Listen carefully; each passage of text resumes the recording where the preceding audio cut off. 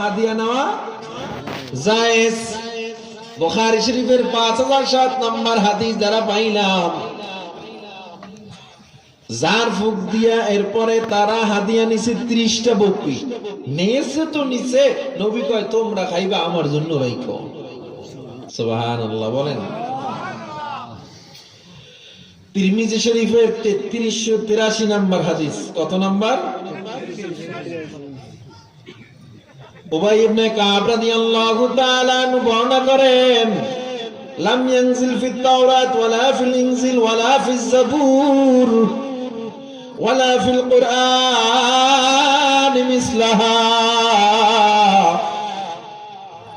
এই সূরা ফাতিহা এমন একটা সূরা,